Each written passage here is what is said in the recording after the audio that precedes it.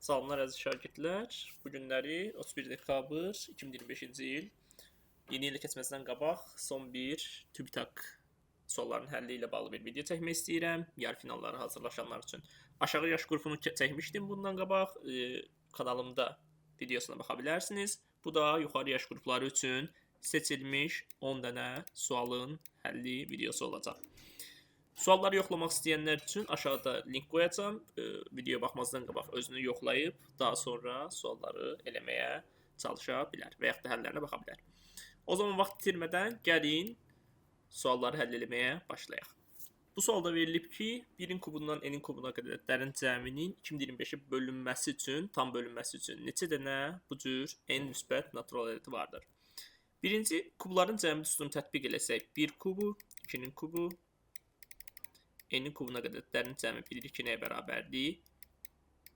N vur n plus 1 bölü 2-nin kvadratına.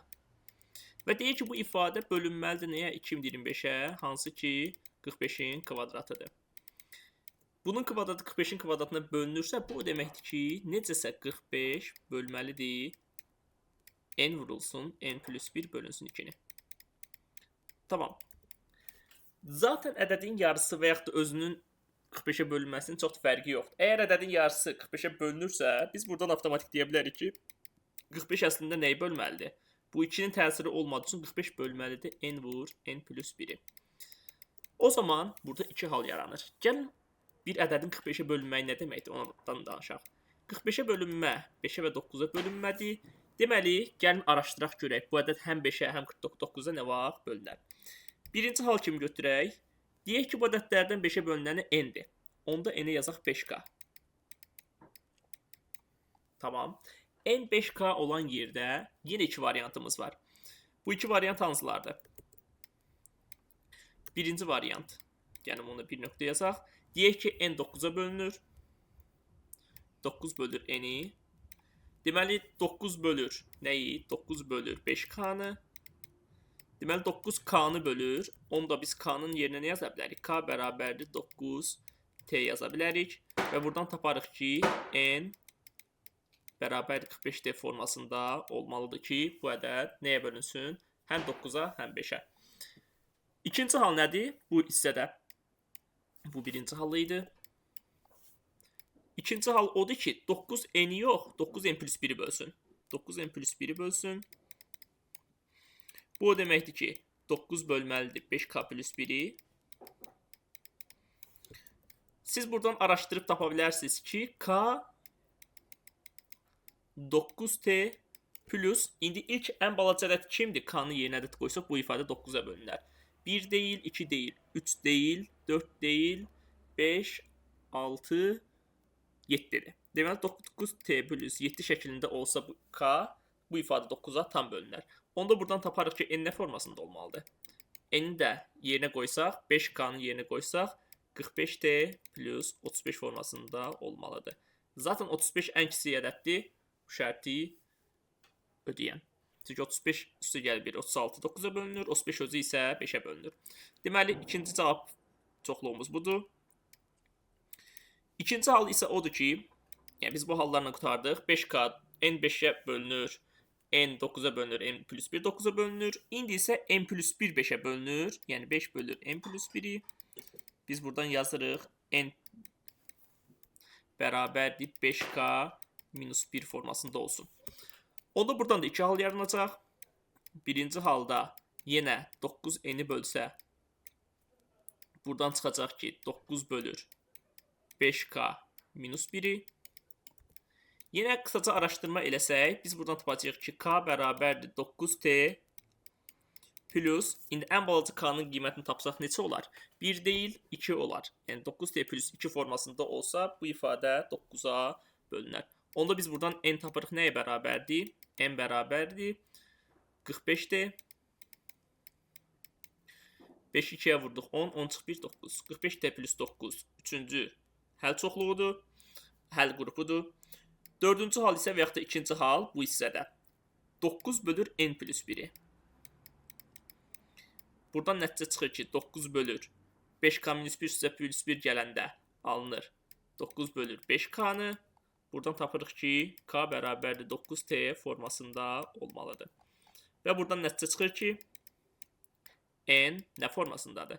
5k-1-in yerinə 9t-ni də qoyanda 45t minus 1 yaza bilərik və yaxud 45t plus 44 də yaza bilərik. İkisi də eyni şeydir, mod 45-də. Deməli, 4 dənə həll qrupumuz var. 45t, 45t plus 9, 35 və 44. Deməli, hər 45 dənə ədəddən bir dənə, 4 dənə ədəd tapıla bilir. Yəni, məsəl üçün, 1, 2, 45-ə qədər ədədləri nəzərə alsaq, burada neçə dənə ədəd var bu şərti ödəyən? Yəni, n-in yerinə qoysaq. 4 dənə. 44-dür, 9-dur, 35-dir və 45-in özüdür. Deməli, burada neçə dənə var həmişə? 4 dənə.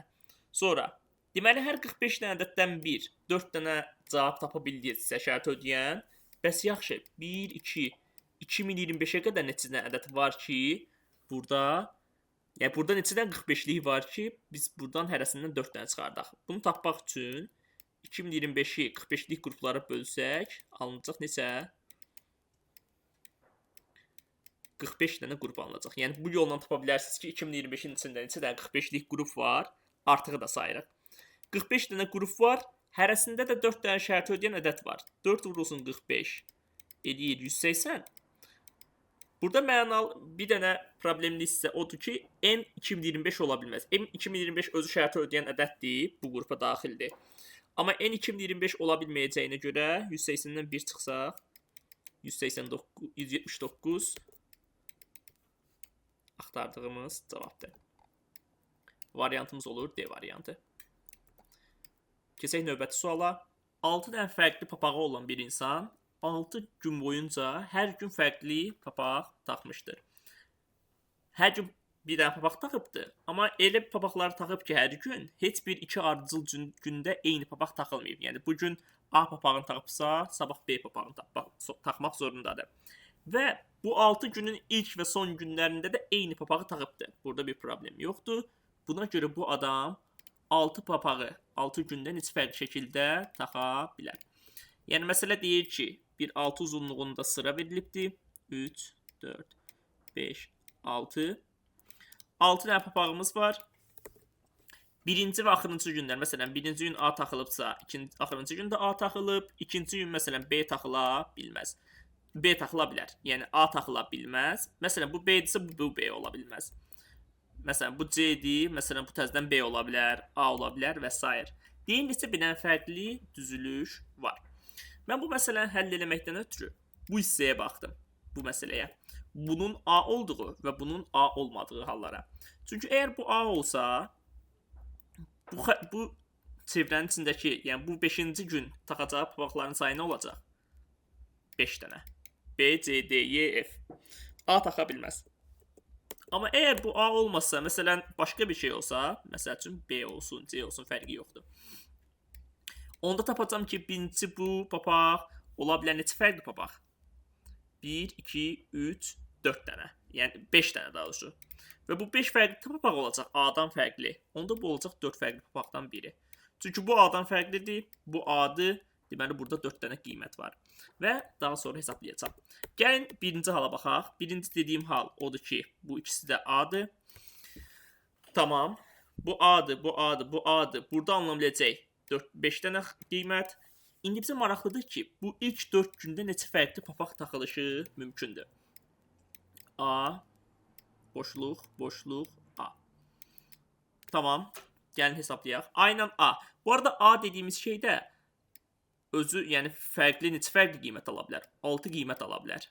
Yəni, axırda cavabı 6-ya vura bilərik. A. Yəni, deyək ki, A-nı fiksləmişik. Axırda cavabı 6-ya vurarıq ki, bu B də ola bilər, C də ola bilər və s. İndi A-dır. İkinci gün taxacağımız papağın neçə fərqli qiyməti var? 5 fərqli qiyməti var. Bilirik ki, bu A-dan fərqli bir qiymətdir. Bu A-dır. Deməli, bunun alabiləcəyi neçə qiymət var? 4 dənə qiymət var. Deməli, burada alınacaq 5 vur, 4 vur, 5. 5 vurulsun 4. İlk 4 gün taxacağımız papaqların sayı 5 isə 5-ci gün taxacağımız papaqların sayıdır. Alınır nə? 100. Tamam. Dediyim kimi cavabı axırda 6-ya vuracağım. İkinci hal isə odur ki, bu A olmasın. Məsələn, B olsun. Gəlin baxaq. A, İndi buradakı ədəd, buradakı papaq nədir? Məsələn üçün deyək B ola bilər. Amma yəni burada 5 fərqli qiymət alına bilər. Ondan razıyıq. İndi bu B olduğu halda nə baş verir? Bu A ola bilməz. Bizə maraqlıdır ki, bununla bu eyni olsun. İndi baxıram bununla bunun eyni olduğu hala. Deməli, məsələn, bölürəm 2 yerə. Deyək ki, məsələn, bu 5 qiymət ala bilirsə, bunlar ikisi eynidir. Yəni B, boşluq və B. Onda burada neçə fərqli hal olacaq? Yəni 2 ilə 4-cü günlər eyni papağı taxsa, bu gün 5 dənə fərqli papaq taxıla bilər. Deməli, buradan 5 dənə qiymət gələ bilər. 5 vurulsun 5, 25. Niyə 5 vur 5? Çünki B-nin olacağı özündə 5 qiymət var, yəni A-dan fərqli. Birdən əgər fərqli olsalar, məsələn, deyib, bu papaqda fərqlidir. Bu C-dir, bu nəsədir, bu da B-dir. Birinci maraqlıdır. İkinci gün C-dirsə, yəni A da deyilsə, B də deyilsə, neçə fərqli qiymət ala bilər? 4 dənə, bu C elə belə yazılıbdır. B-ni sonra 5-i vuraraq tapırıq. Və buradakı papaq artıq nə C deyil, nə B deyil, deməli 4 dənə fərqli qiymət ala bilər. Buradan tapıram nə? 4 vur 4. Yəni C-nin alabileceği qiymət, 3-cü gün taxılacaq papağın alabileceği qiymət və B-nin 5-i, yəni B-nin özündə alabileceği 5 qiymət var. 4 vur 4 vur 5. Alınır neçə? 80. 80 üstə gəl 125 də eləyir neçə? 105 hal. Və üstə gəlinsin 5-ci gündə taxılabiləcək papaqların sayı nə oldu?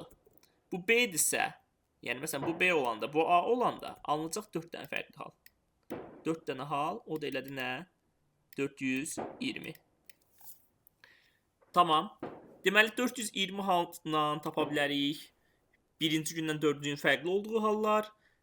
100 halla tapa bilərik. Birinci gündən 4-cü günlər eyni olduğu hallar. 100 üstə gəl 420 elədi 520. Prosto bu 520 hesabladığımız hal sadəcə bir papaq üçün doğrudur. Yəni papağa dedik A, fixlədik. Bir papaq üçün 520 cavab var. A-nın yerinə 6 fərqli qiymət ola bilər deyə A daxil olmaqla. Bunu 6-ya vururuq, alınır 3120 bütün fərqli halların sayı. Cavab C variantı. Keçək növbəti sualımıza. Belə bir əndəsə sualımız var. B dik açı, yəni düz bucaq olmaq şərti ilə ABC üçbucağında BC üzərində B ilə C-dən fərqli bir D nöqtəsi alınır. AD-dən bir dənə orta perpendikulyar qaldırırlar. AC ilə kəsişdirib E nöqtəsində kəsişdirirlər. AY 2BD-dirsə, EAD 36 dərəcədirsə ACB-ni tapın. Şəkli çəkək. Şəklimiz bu cürdür. 36-mız var. Dediyimiz orta perpendikulyarı qaldırıb E-də kəsişdirmişik. Bura 2x, bura x olur bu şərti ödəməkdən ötürü. Bu məsələdə birincisi 36 və orta perpendikulyar qaldırmağın yaxşı tərəfi odur ki, əgər bu həm düz bucaq, həm də mediandırsa Y-dən çıxan, deməli bu bərabər yanlı üçbucaqdır. Burada 2x olmaq zorundadır. Və bu məsələdə çox qəribə bir taktika var. Sözün açığı intuisiyası çox da asan deyil görmək. 2x, x var. Məsələn, buradan da bir dənə x çıxardıb nəsə 5 bucaqlıya tamamlamaq olarmı? Sual ağlına gəlir adamın. Və həqiqətən də bu mümkündür.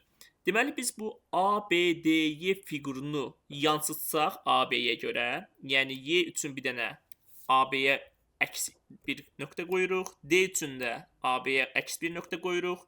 Elə bir bunu bitişdiririk bir dənə 5 bucaqlıya. Elə təsəvvür edin ki, eyni 5 bucaqlıdır. Daha sonra təsəvvür eləmirik. Bu AYBD nöqtələrini, Y-ni AB-yə görə necə deyim, yansımasını veririk bura. Bura olur x. Elə bir Y ilə x simmetrik yanaşıblar AB-yə görə. D-ni də B-yə görə simmetrikin qoyuruq y. Və bu olur düzgün 5 bucaqlı. Nəyə görə düzgün 5 bucaqlı? Çünki bu 2x-dirsə bura 2x-dir. Əgər yansımadırsa, yəni bu 2x burada köçürülür. Bu 2x-dirsə bu 2x-a bura köçürülür. BD x-də DY-nin yansımasıdırsa burada x-dir. Bütün tərəflər 2x, 2x, 2x, 2x-dir. 5 bucaqlıdır. Və bunun zaten 36 olduğunu bilirik. Biz AYD ilə də buranın bərabər olduğunu bilirik. Neçədir bunlar? 108. 36, 36-dan. Onda bu bir düzgün 5 bucaqlıymış. Düzgün 5 bucaqlıda bu çəkilən AB simmetrik xətti bunun hamısı 108 isə bölməlidir nəyə? Bunun hamısı 108 ise, bu arada düzgün 5 bucaqlının bir bucağı 108 dərəcədir. Hesablamaq olar. 108-i AB bölüb nəyə? 2 yerə alınıb 54. Deməli, bunun hamısı 54 isə 90 dərəcəmiz var, 54 dərəcəmiz var. Axtardığımız ACB bucağı nə olacaq? 36 dərəcə. Cavabımız Y variantı heç bir olacaq. Keçək növbəti sualımıza. Maraqlı bir ədədlər nəzəriyyəsi sualı. Deyir, 2025-dən kiçik bərabər olan neçə dənə n üçün heç vaxt x, y tapa bilmərik ki, n bu 3 üstü x çıx 5 üstü y-in bölsün. Yəni, n bölür 3 üstü x çıx 5 üstü y-in həlli olmasın. Hansı n-lər üçün? Birincisi, mən iddia edirəm ki, əgər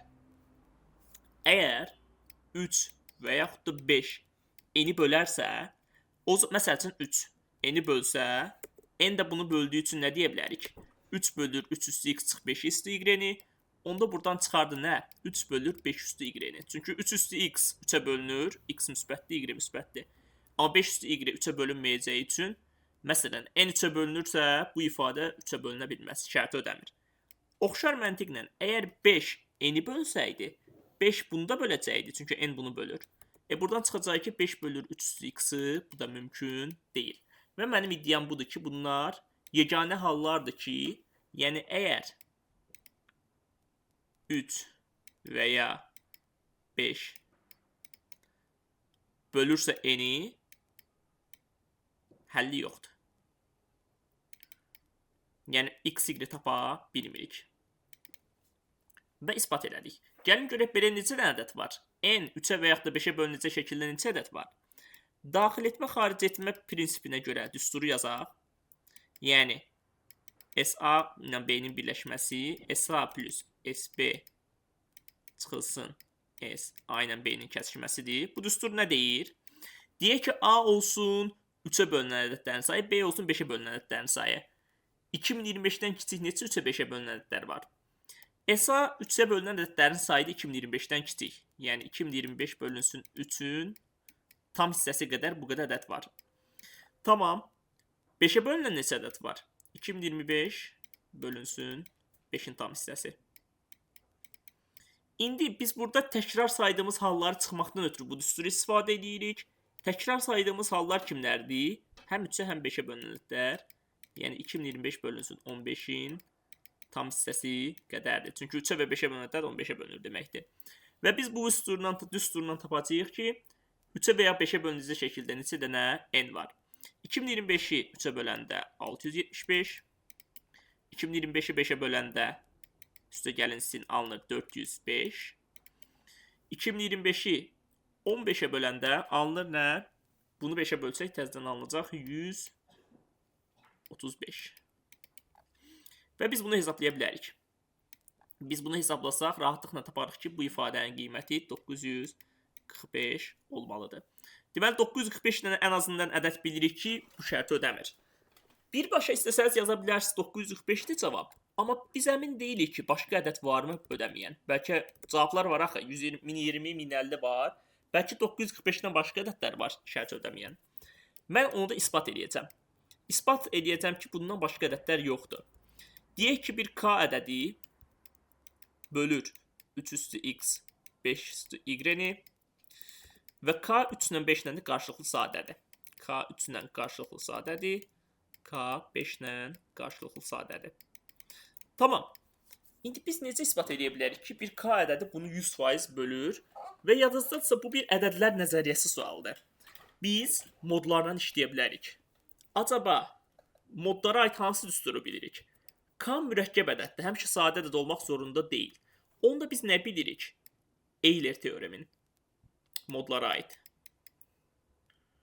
Bu bizim işimizə necə yarayır? Euler teoreminə görə, məsələn, k ilə 3 qarşılıqlı sadədirsə, k mürəkkəb ədəddirsə, 3 üstü fi k, yəni k-dan kiçik və qarşılıqlı sadə olan ədədlərin sayı bərabərdir 1 mod k. Bu Euler teoreminə görə doğrudur. Çünki k ilə 3 artıq qarşılıqlı sadədir deyə doğrudur. Olmasalar mı doğru deyil. Oxşar məntiqlə 5 üstü fi k da nədir? Bərabərdir 1 mod k olacaq. Və siz razısınız ki, əgər bunların hər ikisi də k-ya bölünəndə bir qalıq verirsə, o zaman 3 üstü fi k çıx 5 üstü fi k 0 mod verəcək. 0 mod k. Yəni bu o deməkdir ki, əgər x-i də fi k götürsəm, y-ni də fi k götürsəm, deməli bu ədəd nə olacaq? 100% k-ya bölünəcək. Çünki hər ikisi də k-ya bölünəndə bir qalıq verəcək, qarşılıqlı sadə deyirlər deyə. Yəni belə bir qalıq var. 1 çıx 1 də 0 olduğu üçün bu ədədlər k-ya tam bölünəcək və həmin x, y-ni tapdım. Deməli 945 dənə ədəd var. Bundan başqa da şərtə ödəyən ədəd yoxdur. Çünki onların bölməsini ödəyən ədədləri konstruksiya elədim Euler teoremi ilə. Deməli cavabımız 945. Keçirik növbəti suala. Belə bir sualımız verilibdir. Bir üçbucaqdır, içinə bir çevrə çəkiblər. Gəlin şəkli çəkək, birlikdə baxaq və analiz edək. Şəklimiz belədir. Bizə verilibdir ABC üçbucağıdır. AB ilə AC-nin orta nöqtələrindən keçir bir dənə çevrə və BC-yə də toxunur D nöqtəsində.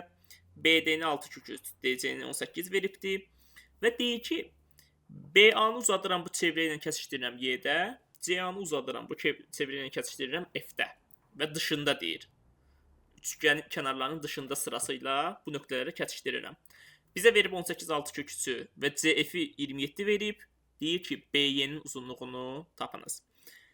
Birinci mən bu toxunma var, kəsmə var və toxunan kəsəndən nəyinsə uzunluğunu tapa bilərəm.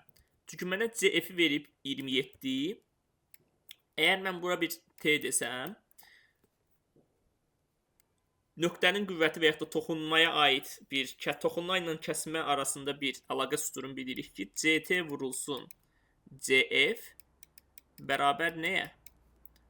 18 vur 18 və yaxud da toxunan olucu 18-in kvadratına bərabərdir.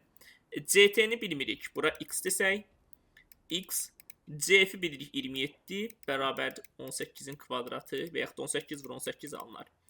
18 ilə 27-nin birini ixtisar eləsək, burada 3 qalır, burada 2 qalır. Bu 3 ilə də 18 ixtisar gedər, burada qalar 6, x 12 tapılar. Dedik axı bu orta xəttdir. Yəni bizə verib ki, kənarların orta nöqtələrindən keçən. Bu orta nöqtədirsə AC-nin və bura 12 çıxsa nə taparıq?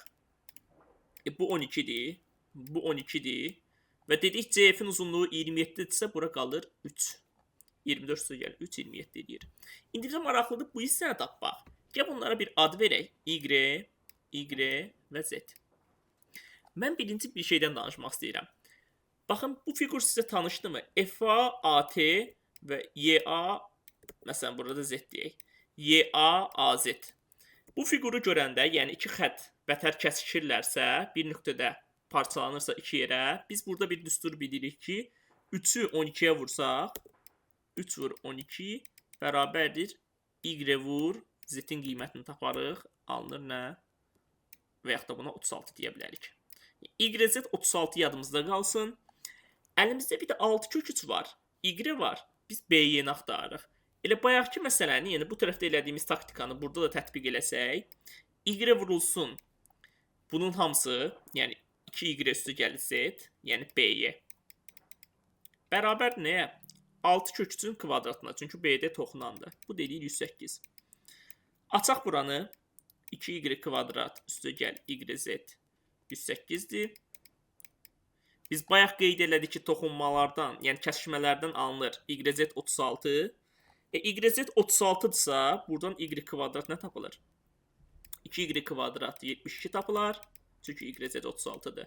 Y kvadrat 36. Y 6 tapılar. YZ 36 idisə, onda Z də 6 tapılmış olar. Tamam. Y6, Y6, Z6. Onda biz axtardığımız BY-nin uzunluğu nəyə bərabərdir? BY bərabərdir 18. Axtardığımız cavabdır. Cavab yenə heç biri. Keçək növbəti suala. Ard-arda bir neçə dənə həndəsə sualı gəlir. Bu səfər düzbucaqlı üçbucaq verib, daxilinə çevrə çəkib, D ilə Y nöqtələrində AB AC-ni kəsibdir və deyir ki, nəsə qiymətlər veribdir, A-yeni tapın. Gəlin şəkil çəkək, daha da yaxşı, aydın olsun. Şəklimiz bu cürdür. ABC düzbucaqlı üçbucaqdır. Daxilinə çeviri çəkiblər. D ilə Y-də toxunubdur. Bizdən YD-ni uzadıb BC ilə kəsişdirirlər F-də. Buranı 25, buranı 24 veriblər və soruşur ki, AY, yəni X-in qiyməti neçəyə bərabərdir? Tamam. Yenə toxunma var, çevrəni kəsmək var. Onda mən düstur tətbiq edə bilərəm ki, FD vurulsun hamısı, yəni FY bərabər nəyə? Bura bir K desək, F K-nın kvadratına bərabərdir. FD üstü gəl, FD vur FY nəyə bərabərdir? FD bərabərdir 25-ə, FY bərabərdir 49-a. Yəni 25 vur 49 bərabərdir FK-nın kvadratına. Biz buradan taparıq ki, FK nədir? Rahatlıqla tapırıq ki, 5 vur 7, 35 olacaq. Tamam, FK 35-dirsə, BK Y-dirsə, bura yazaq 1, 35 çıxılsın Y. Aha, bir dəqiqə dayanın. BK da Y-dir, BD də Y-dir. Y var, 25 var, 35 çıx Y var. Mən buradan nə edə bilərəm? Pifagor. 25-in kvadratı bərabərdir Y-nin kvadratı. Üstü gəl 35 çıxılsın Y-nin kvadratı. Sözün açıq, burada çox maraqlı bir məqam var. Y 15 də ola bilər. Y 20 də ola bilər. Çünki 15-in kvadratı üstü gəl 20-nin kvadratı 25-in kvadratı edir və tərsi də. İndi bu halları ayrı-ayrı araşdırmaq lazımdır. Hansı ödəyir, hansı ödəmir. Biz sadəcə buradan nə məlumat tapırıq? Düzbucaqlı üçbucaqda bu xətt əslində gəlir daxilə çəkilən çevrənin mərkəzi ilə paralel olur. Yəni buna RR desəm, bu da düzbucaq olur. Düzbucaq, düzbucaq, düzbucaq. Bu bir kvadrat olur. Və siz rahatlıqla tapa bilərsiniz ki, əslində daxilə çəkilən çevrənin radiusu Y-yə bərabər olur. Yəni bu Y ilə bu Y eyni olur. Və o da olur ya 15 ya da 20.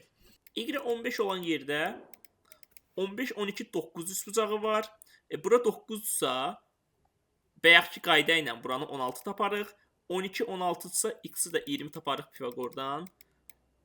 Və bu axtardığımız cavab variantlar içərisində var. C variantı axtardığımız cavabdır. Və bəli, bunu mən həllə yoxlamışam ki, niyə belə bir problem var? Açıqlama kimi verilib ki, AD DB-dən böyükdür deyə belə bir şey var. Amma bu nə qədər düzgündür, niyə düzgündür? Açıqlamaq çox da asan deyil. Yəni yəqin ki, DY-nin FB ilə kəsişməsi üçün, yəni BC ilə kəsişməsi üçün belə bir qayda göstəriblər ki, AD DB-dən nədənsə böyükdür. Amma məsələnin orijinal həlli bu cürdür. Maraqlı faktlarla bərabər elədik. Gəlin keçək növbəti sualımıza. Belə bir sistem verilib. Yan-yana mən qoymuşam. Bu 3 sistemə baxırsınız və biz bu ifadənin qiymətini tapmalıyıq. X, Y, Z müsbət həqiqi ədədlərdir. İlk baxışda adam istəyir məxrəclərdən qurtula və toplama çıxma falan eləyə.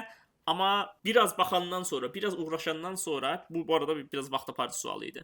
Maraqlı bir həll tapmaq mümkün oldu. Fikir verdim ki, burada X-lar var, burada da X var. Bu X-i sola göndərsəm, yəni hər tərəfi X-ə bölsəm nə alınar? Alınar Y kvadrat böl XZ üstə gəlinsin Z böl Z üstü gəl X 2Y üstü gəl Z. Tamam, bərabər 2. İkinci məsələdə də eyni şey eləyə bilərəm. Burada Y var. Hər tərəfi Y-yə bölsəm, birazdan izah edəcəm ki, bu niyə işə yarayır. X kvadrat böl YZ üstə gəlinsin Z üstü gəl 2Y bölünsün X üstü gəl Z. Hətta bunu üçüncüdə də eləsək, hər tərəfi Z-ə bölsək, daha da maraq. Bu bərabər nəyə? 9-a.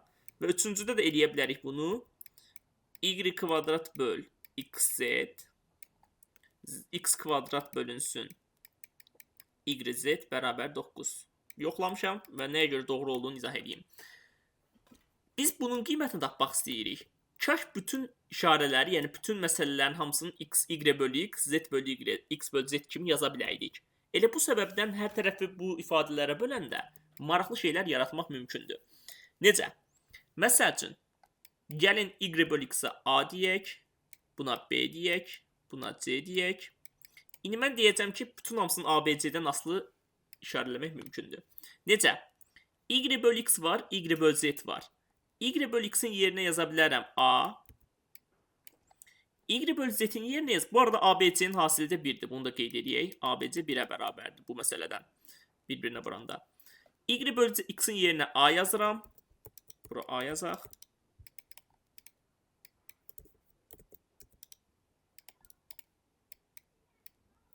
Y bölü z'in yerinə də z bölü y-in tərsini, yəni 1 bölü b yazıram. A bölü b alınır. Hə, maraqlı məsələ budur. Bəs bunu necə çevirək? Əgər məxrəc və surəti hamısını y-yə bölsəm, məxrəc və surətdə heç bir şey dəyişməməlidir. Amma maraqlı bir şey alınır. Alınır nə? Gəlin bunu qıraqda yazım. Məxrəci böləndə z bölü y, üstə gəl x bölü y, y-ni 2-yə böləndə 2, üstə gəl z bölü y. Və mən bunların hamısını nə ilə işarələyə bilərəm? ABC ilə işarələyə bilərəm. Z bölü y-in yerinə yazıram b, x bölü y-in yerinə yazıram y bölü x-in tərsini, yəni 1 bölü a. Yenə 2 üstü gəl b kimi yaza bilərəm. Gördünüz, ABC ilə ifadə edə bildim birincini, oldu 2. Oxşar məntiqlə ikincini də eləyirəm. X bölü y-in yerinə yazıram 1 bölü a. Məxrəci də a yazıram. X bölü z-in yerinə yazıram c. Bayaqki ifadəni hesablayanda elə bunun tərsi alınacaq. 2 üstü gəl b, b üstü gəl 1 bölü a bərabər 9 verilibdir. Və üçüncünü də baxaq. Üçüncüdə nə verilibdir? Y kvadrat xz, yəni a bölü b. A bölü b. Üstü gəl c bölü a bərabərdir 9 verilibdir. Sistem tənliyimiz yeni bir şey dönüşdü. ABC-miz də 1-dir, yadımızda qalsın. X, Y, Z-dən qurtulduq. Və mən deyirəm ki, bunu həll eləmək daha asandır. Biz buradan a plus b plus c-ni tapmalıyıq. Fikir versəniz, burada a bölü b var, burada c bölü a var, burada hər ikisinin cəmi var. Və hər ikisinin cəmini elə bir əvəz eləməliyik. Gəlin yoxlayaq. Deyək ki, bu 1 ilə 2-ni toplasaq, 1 ilə 2-ni toplasaq və a bölü b ilə c bölü a-nın yerinə 9 yazsam nə olacaq? 9 üstə gəlinsin. Bu arada bu ifadənin qiymətini də tapmalıyıq. Bu ifadənin qiymətini tapmalıyıq. Hər ikisində eynidirmi ifadə? Xeyr, hər ikisində də eyni deyil. Gəlin bu böyük ifadəyə bir qiymət verək. Birinə x deyək. 9 üstü gəl x. Bu ifadədə onun tərsidir deyə olacaq 1 bölü x. X üstü gəl 1 bölü x. Üst bərabər nəyə?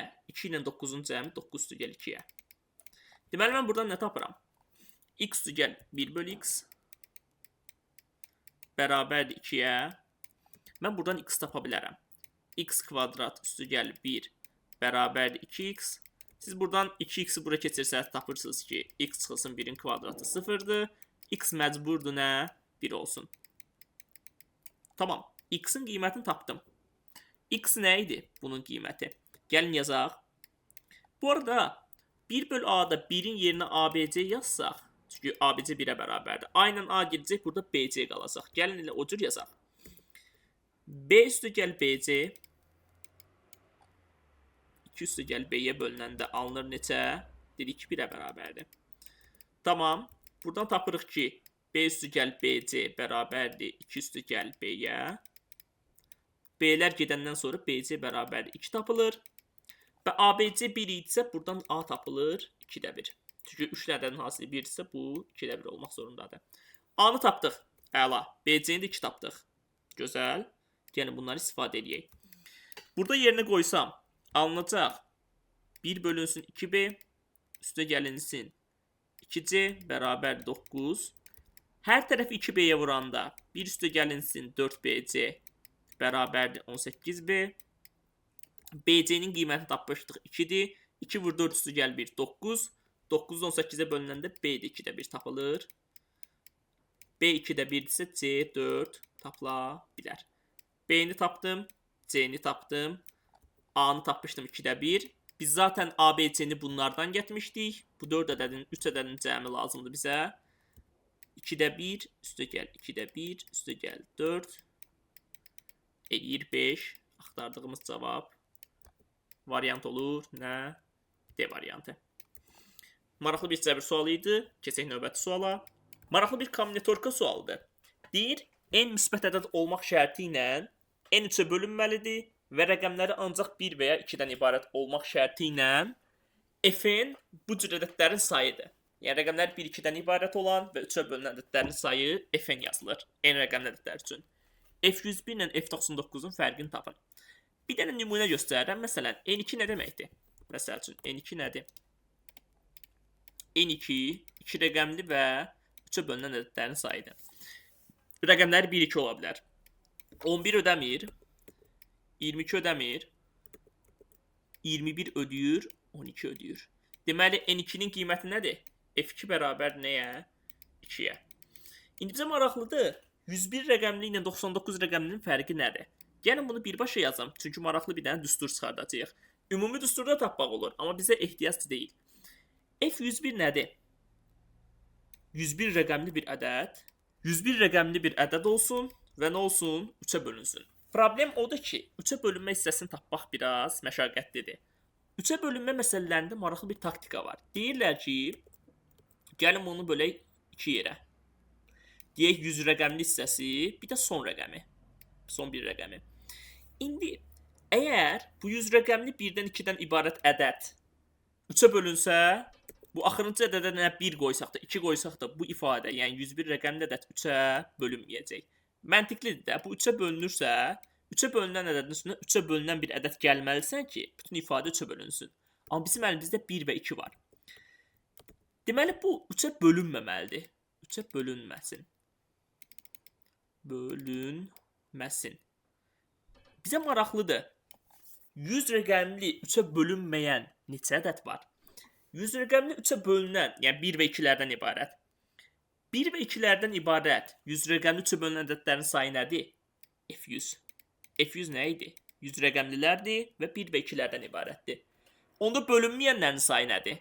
Bunun ümumi sayından bölünənlərin sayını çıxsaq cavabı taparıq 101 rəqəmlər üçün. Niyə?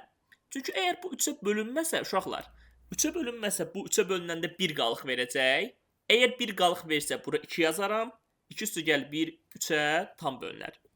Əgər yox, bu 3-ə bölünəndə 2 qalıq versə, bura 1 yazaram. Yenə bu ədəd 3-ə tam bölünər. Onda ümumi halların sayından F100-ü çıxsam, yəni 3-ə bölünənləri, cavab 3-ə bölünməyən qalacaq. Ümumi halların sayı da odur ki, hər bir rəqəm 2 qiymət ala bilir axı. Ya 1, ya 2, ya 1, ya 2, ya 1, ya 2. 100 dənə də rəqəmi var. Deməli 2 üstü 100 çıxılsın F100 bərabərdir F101-ə. Ümid edirəm bu ifadə aydındır. Yenə də lazım olsa yenidən qulaq asmanızı tövsiyə edirəm ki, nə baş verdi? 101 rəqəmləri tapmaq üçün 3-ə bölünən 100 rəqəmləri çıxdım ümumi halların sayından və bu ifadə 100-ə bölünmədi ki, axırıncı rəqəm gələndə 100-ə bölünsün. Oxşar məntiqlə 299 çıxılsın F99 da nəyə bərabərdir? F100-ə. Tamam. Mən bunları alt-alta çıxa da bilərəm və yaxud da F100-ün qiymətini burada yerinə yazsam, F100 nəyə bərabərdir? F99, 299 çıx 1. Yəni bu ifadə 2 üstü 100 çıx F100-dür. Və F100-ün qiymətini yerinə yazsam, alınacaq nə? 2 üstü 100 çıxılsın 299 çıxma 299 və çıxma ilə çıxma olacaq nə? F99-un üstə gəlindiyi hal. Deməli 2 üstü 100 çıx 299 üstü gəl F99 bərabərdir F101-ə. F99-u atıram sola. F101 çıxılsın F99 bərabər nəyə? 2 üstü 100 nəyə bərabərdir? 2 vur 2 üstü 99-a. 2 dənə 299-dan birini çıxsam qalır nə? 299 elə özü. Yəni məsələdə axtardığımız şeyin cavabı 299-dur. Maraqlı bir kombinatorika məsələsi. Cavabımız B variantı. Keçək növbəti suala. Bu məsələ həm cəbr üçün, həm də ki, ədədlər nəzəriyyəsi üçün yaxşıdır deyə götürmüşəm. Bu ifadə verib, bu ifadə sadə ədədin qüvvəti olmalıdır. Neçə belə n ədədi var soruşur. Belə məsələlər klassik olaraq necə həll olunur? Çox zaman ifadə vuruqlarına ayrılır. Vuruqların hasili sadə ədəddirsə, biri 1 olur, biri p olur. Məsələn, belə eləyirdik. Burası burada p üstü x-dir məsələ. Yəni, sadə ədədin qüvvəti. Tamam. Gəlin birinci vuruqlarını ayırma hissəsini eləyək. Fikir versəniz görərsiniz ki, əgər bu polinoma pn desək, siz fikir versəniz görərsiniz ki, p1 0-a bərabərdir. P1-in 0 olmağı o deməkdir ki, 1 bunun köküdür. 1-in bunun kökü olmağı o deməkdir ki, bu ifadə n-1-ə tam bölünür. Yəni, vuruqlardan biri n-1-dir. Gəlin o cür vuruqlarını ayırmaya çalışaq. Fikir verin necə eləyəcəm. Məsələn, n üst 3-ü çıxardacam bayra, amma elə çıxardacam ki, n-1 qalsın içində. N üst 3-ü mənfi 1-ə vuranda bir dənə n üst 3-ü bundan elə bir pay götürmüşəm. 7 hissəsi qaldı, 4 dənəsi. 4 dənə n üstü 3. N üstü 2-ni çıxardıram bayıra, qalsın içəridə n çıx 1. Yəni bunun qalması üçün eləyirəm. Deməli, neçə dənə 4 n üstü 2 ilə mənfi 1-i vuranda alınır müsbət 4 n üstü 2. Deməli 4 dənə n üstü 2-ni bundan borc götürmüşəm. Qaldı 22 dənə n üstü 2. Onu da elədim 22n vur n çıx 1. Bu o deməkdir ki, mənfi 22 dənə n-i bundan borc götürmüşəm. Qalıb mənfi 19n. Mənfi 19 vurulsun n çıx 1. Hamısının vuruqlarına ayrılışıdır. Yəni bu cür vuruqlarını ayırmağı da yoxlaya bilərsiniz. N çıx 1-i bayıra çıxardaq. Alınır n kub çıx 4n kvadrat. Üstü gəl 22n çıx 19. Və maraqlı bir hissəsi də var ki, əslində bu da vuruqlarına ayrılır çoxsa rahatlıqla. Yenə n-in yerinə 1 qoysanız, görəsiniz ki, bu 0-a bərabərdir. Deməli, bunun vuruqlarından biri də n çıx 1-dir. O zaman, bayaqki taktikanı tətbiq eləsək, n kvadrat çıxardıram n çıx 1 bayra. Bir dənə n kvadratı buradan borc götürmüşəm. Qalır 3 dənəsi. 3n vurulsun n çıx 1. Deməli, müsbət 3 dənə n-i bundan borc götürmüşəm. Qalır 19 dənəsi. 19n çıx 1. Və yenə n çıx 1-ləri bayra çıxardanda alınır nə? N çıx 1-in kvadratı və onu birləşdirirəm bu bir n çıx 1-lə. Qıraqda qalır n kvadrat çıx 3n plus 19. Bərabərdir p üstü x-i həll eləmək zorundayıq. Məsələ çətin olar nə vaxt? Əgər bu iki ədəd qarşılıqlı sadə olmasalar, məsələn, bu olar p, bu olar p üstü 5, biri olar p üstü 2, biri p üstü 3. Yəni, bunun sonsuz sayda qiyməti olardı. Amma əgər bunlar qarşılıqlı sadə olsalar, yəni biri p-dirsə, o biri p-yə bölünməsə, bu demək ki, iki halımız var. Biri 1-dir, biri p üstü x-dir. Və bunu həll eləmək daha asan olar. Gəlin görək bunlar nə vaxt qarşılıqlı sadədir. Hətta bu n çıx 1 görək bunlar nə vaxt qarşılıqlı sadədir. Əgər biz əbob axtarsaq, n çıx 1 ilə n kvadrat çıx 3n 19-a əbob axtarsaq, Evklid algoritmini tətbiq edək. Bunu n-ə vurub bundan çıxaq. Bunu n-ə vuranda nə alınır? N kvadrat çıxılsın n. Çıxanda nə alınacaq? N kvadratlar gedir. Mənfi müsbət n-lə də mənfi 3n toplayanda mənfi 2n üstü gəl 19 alınır. Sonra bunu 2-yə vuraq. Bunun üstünə gələk ki, bu 2n də yoxa çıxsın. Alınacaq nə? N çıx 1 ilə 17. Deməli, bu iki ədədin əbobu n çıx 1 ilə 17-nin əbobuna bərabərdir. Deməli, bu əbob ola bilər ya 1, ya 17. 17 olan hala baxacağıq. Gəlin təsəvvür edək ki, bunların əbobu 1-dir. Bunların əbobunun 1 olmağı o deməkdir ki, bu p-yə bölünürsə, bu p-yə bölünmür və yaxud bu p-yə bölünürsə, bu p-yə bölünmür. Baxın, sadə ədədimiz bir dənədir, p-miz var da sağ tərəfdə. Deməli, məcburdur ki, p-nin iki qarşılıqlı sadə böləni olan biri 1 olsun, biri p üstü x olsun. Və yaxud da bu 1 olsun, bu p üstü x olsun. Hər iki halda baxaq. Deməli, n çıx 1-in kvadratı 1 olarsa, buradan tapılır. N ya olmalıdır 2 və yaxud da 0. Və yaxud da n kvadrat çıxılsın 3n plus 19 1 olmalıdır. Amma bunun həlli yoxdur. Diskriminantı 0-dan kiçikdir. Bunun diskriminantı 0-dan kiçik olduğu üçün həlli yoxdur. Bu isə n2 və 0 hallarını verir və hər ikisi də məsələnin həllidir. n0 qoyanda 19-a dönüşür məsələ. Sadə ədəddir. n2 qoyanda isə nəyə dönüşür? n2 qoyanda bura 1 olur. Burada alınır nə? 4 çıxılsın 6. Mənfi 2, üstə gəl 19, burada alınır 17. Və bu nə olur? 17 sadə də olur. P üstü 1-ə bərabər olur. Deməli, iki həllimiz var. Gözəl. Və biz hansı hal araşdırdıq? Araşdırdıq ki, bunlar qarşılıqlı sadə olandır. Ya bu 1-dir, ya bu 1-dir. İndi məsələ olur ki, bunlar qarşılıqlı sadə olmasa, 17-yə bölünə bilməlidirlər. Və ancaq 17-yə deyək ki, bunlar qarşılıqlı sadə deyil. Onda n çıx 1 məcburdur 17-yə bölünsün. Amma ancaq 17-yə bölünə biləcəyindən n çıx 1-in yerinə yazdıram 17 üstü a. Başqa bir variant mümkün deyil. Tamam. Onda alınacaq nə?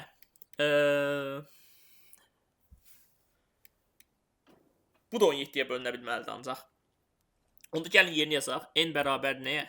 N bərabərdir 17 üstü a plus 1. İndi bunun 17-yə bölündüyünü bilirəm. İndi görək bu nə qədər 17-yə bölünür, bunu araşdıraq. Bu ifadəni rahatlaşdırmaq olur nə kimi? N çıx 1-in kvadratı çıxılsın N çıx 18 kimi. İstəsəz bunu bu cür yaza da bilərsiniz. Və mən bunun yerinə 17 üstü A plus 1 yazanda alınır nə? 17 üstü A, 2A.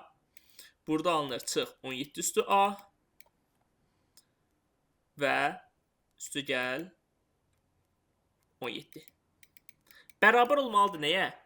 17-nin hansı qüvvətinə? Çünki sol tərəf bildiyi 17-yə bölünür. Deməli, bu da 17-yə bölünməlidir. Deyək ki, parası buradadır. 17 üstü B qədəri bunun içindədir. Maraqlı bir şey var. A1 məsələni ödəyir. A1 qoyanda 17 üstü 2 çıxılsın 17 üstü gəl 17 həqiqətən nəyə bərabərdir? 17 üstü 2-yə bərabərdir. B2 olanda. Deməli, A1 olanda hansı həlli tapırıq? N bərabərdir 18 həllini tapırıq. Gözəl. Bəs yaxşı, başqa həlli varmı? Xeyr. A2-dən böyük bərabər olanda bu 17-nin kvadratına bölünür, bu 17-nin kvadratına bölünür. Məcbur, yəni sol tərəfdə 17-dən böyük olduğu üçün bu da 17-dən böyük bir 17-nin qüvvətinə bölünməlidir. Yəni 17-nin kvadratına bölünür. Amma bu bölünmür. Yəni nə baş verir? Sol tərəf 17-nin kvadratına bölünəndə, yəni LHS sol tərəf verəcək bizə 17-nin kvadratında 17 mod 17-nin kvadratı. Çünki bu 0 qalıq verir, bu 0 qalıq verir, bu 17 qalıq verir. Amma sağ tərəf isə 0 qalıq verir. O da sağ tərəfə bərabər olmalıdır, o da 0-dır. Deməli, A 2-dən böyük bərabər olanda sağ tərəf 17-nin kvadratına bölünmür, sol tərəf bölünmür, sağ tərəf bölünür. Məsələnin həlli yoxdur. 18 həlli isə yeganə həldir. Və maraqlı bir hal baş verə bilər. Deyə bilərsiniz ki, bəs nə bilirsiniz, n mənfi deyil. Bir də maraqlı həll var ki, n çıx 1 bəlkə mənfi 17 üstü A-dır. Həqiqətən də o halda baxmışam. N çıx 1 bərabərdir mənfi 17 üstü A olsa. Çünki ola bilsin ki, kvadratı yüksələndə bu ifadə olur müsbət. Və n tam ədəddir. N tam ədəddir. Onda buradan tapılır. N bərabərdir 1 çıxılsın 17 üstü A. Yerini qoyub tapanda alınır 17 üstü 2A. Üstü gəl 17 üstü A. Üstü gəl 17. Bərabərdir 17 üstü B. Bayaqki səbəbdən A böyük bərabər 2 olanda ödəmir. Bayaqki səbəbdən. Elə 17-nin kvadratına sol tərəf bölünmür. Sağ tərəf bölünür. A1 olanda isə həll deyil. A1 olanda nə baş verir? 17 üstü 2 üstü gəlinsin 2 vur 17. 17-nin birini çölə çıxardanda 17 vurulsun 19 olacaq. Deməli, sol tərəf 19-a bölünəcək. Amma sağ tərəf axı deyir ancaq 17-yə bölünək. Bu da bir həll deyil. Deməli, nə 17 n çıx 1 mənfi 17 üstü A olsa da, müsbət 17 üstü A olsa da, məsələnin həlli bir dənə n18 olanda mümkündür. Deməli, bizim neçə həllimiz var? 3 dənə. n0, 2 və 17, 18 axtardığımız həllərdir. 18 də qoyub doğru olduğunu görə bilərsiniz. Cavabımız C variantı. Keçək növbəti suala, deyəsən son sualımıza. Bircə bir sual daha. İfadənin maksimum qiymətini tapmalıyıq. X, Y müsbət həqiqi ədədlərdir. Bu ifadə 3-ə bərabərdir və bu ifadənin ən böyük qiymətini tapın deyir. Maraqlı bir şey fikir versəniz, maraqlı bir ifadəyə. Burada neçə dənə var? Bu ifadənin içində 4 dənə bundan var. 4 dənə mi? Hətta 6 dənə var. Bu 2x, y-də əlavə edib çıxa bilərik. Yəni biz bunun yerinə nə yaza bilərik? 18 və yaxud da 6 vur 3. Elə bir 6 dənə qiymətini taparıq. 6 vur 3 çıxılsın 2x, y yaza bilərik. Niyə? Bunu 6-ya vursam və 2x, y çıxsam bu ifadə alınır. Bunu 6-ya vursam 2x, y çıxsam bu ifadə alınır. Onda mən bunun yerinə 18 çıx 2x, y yazıram və məsələ dönüşür nəyə? Və burada x, y-ni bayra çıxardıram. x, y, x kvadrat, y kvadrat çıxılsın 2. X, y-ni buradan da çölə çıxardım. Üstü gəl 18. Yəni, bu bütün ifadə dönüşür. X, y-ni çıxartdım bayra buradan, buradan. X kvadrat, y kvadrat çıx. 2 üstü gəl 18 və bizdən soruşur ki, bu ifadənin maksimum qiymətini tapın. Mən bu x kvadrat, y kvadratın yerinə yaza bilərəm bunun yerinə. 3 çıxılsın x, y yaza bilərəm də. 3 çıx x, y yaza bilərəm. Və alınacaq nə? X, y vurulsun. 3 çıx. Daha 3-dən 2 çıxanda 1 çıx x, y. üstəgəl 18. Hə, maraqlıdır. Bəs bunun ən böyük qiyməti nədir? X-y bir A desəm, alınacaq A çıxılsın A kvadrat üstəgəl 18. Və A kvadrat mənfidir deyə bunun maksimum qiyməti olacaq. Əks halda bu ifadə kiçilir. Siz bunun qruqlarını ayırda bilərsiniz. Mən bunu sizə birbaşa da göstərə bilərəm ki, bu A çıxılsın 2-də 1-in kvadratın açılışıdır. Niyə? Həqiqətən kvadrat açanda A kvadrat alınır mənfisi ilə. 2-də 1 oradan gəlir ki, A kvadrat vurulsun, 2 vurulsun 2-də 1, A vurulsun, 2 vur 2-də 1 eləyir A. Yəni 2-də 1 ona görədir ki, bu A-nı alaq. Və əlimizdə bir dənə əlavə bir şey qalır. O da alınır nə? 1/4 mənfisi ilə qalır. Onu da 1/4 ilə yox edirəm, sıfırlayıram. Üstəgəl 18. Yəni bu ifadə ilə bu ifadə ekvivalentdir. Və bu taktika məşhurdur ki, mən bunu tam kvadrat edib maksimum qiymətini tapıram. Fikir versəniz, bu ifadənin maksimum qiyməti nə olar? Əgər A 2-də 1-dən fərqli olsa, bu ifadə mənfidir. Yəni ifadə kiçiləcək. Onda bu ifadə kiçik bərabər nədən? Bu ifadənin maksimum qiyməti 0-dır. 1/4 üstəgəl 18-dən kiçikdir. Bu da alınır nə? 4-də 73.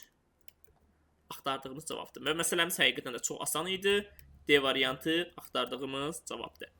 Əvəz elədik, A ilə tapdıq, kvadrat tənliyə gətirdik. Heç bir ədədi orta həndəsi ortaya ehtiyac olmadı. Bu da son sualımızın həlli. Ümid edirəm, yarı finala hazırlaşanlar üçün indidən gələcəkdə köməyiniz olar. Mən tövsiyə edirəm ki, ilk özün sualları yoxlayasınız. Bura qədər izlədinizsə, bura qədər izləyə bildinizsə təşəkkür edirəm. Gələn videolarda görüşmək üzərə, sağ olun. Əgər siz də bu videoları bəyənirsinizsə, kommentlərdə yazın ki, daha da bu cür videolar çəkilsin. Əminəm ki, yarı final qabağı ehtiyac olacaq. Təşəkkürlər. Videomuz burada bitir. Sağ olun.